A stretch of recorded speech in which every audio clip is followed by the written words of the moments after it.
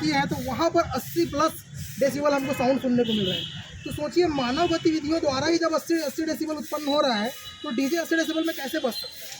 और दूसरी बात ये जो डेसिबल का जो हमारे सामने भी बात रखा गया है, ये अभी का नियम नहीं है, ये उस समय के नियम है, आज से 15 साल 20 साल पहले के नियम है, जिस समय साउंड बॉक्स का ज़माना नहीं था, रेडियो का ज़माना था।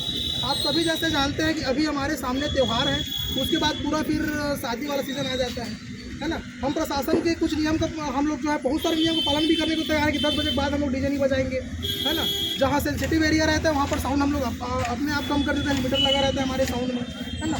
दूसरी बात सबसे बड़ी बात यह है कि प्रशासन पूरा हमारे ऊपर कड़ाई करती है, हमारे ऊपर एकदम से दबाव बना रही है कि डीजे बजाना ही नहीं। उसके साथ साथ हमारे ऊपर ऐसा धारा लगा दिया गया है जैसे हम बहुत बड़े अपराधी हैं।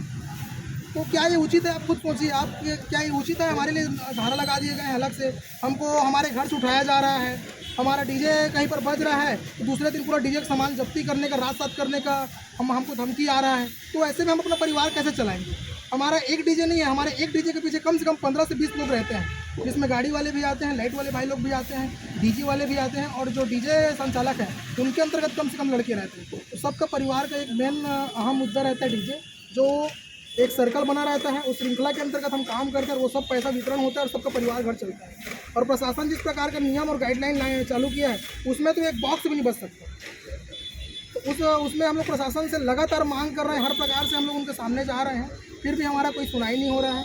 हमको हमारे ऊपर दबाव बनाया जा रहा है और हाई कोर्ट का जो बहुत सारा हमारे सामने जो नियम लाया गया है उसमें हम संशोधन की मांग करते हैं, उसमें संशोधन किया जाए और हमारा व्यापार को भी उस स्तर में सोचा जाए जिस स्तर में बाकी व्यवहार को देखा जाता है।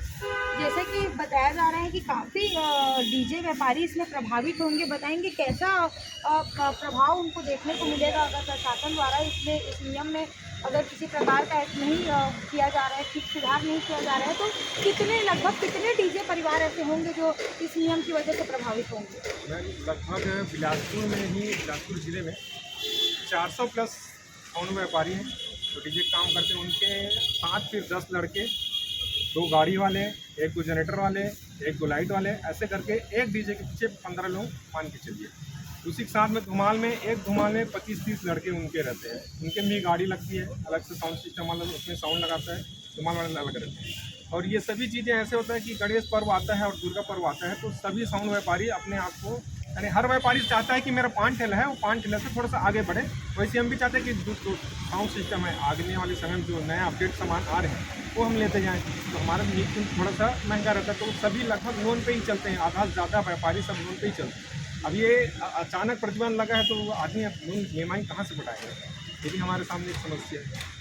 हम प्रशासन यही चाहते हैं यदि गाइडलाइन तत्काल बने तो बीच का रास्ता निकाले हमारे लिए। जैसा कि लगातार आप लोगों के द्वारा जाया जा रहा है, कलेक्टर को ज्ञापन सौंपा जा रहा है।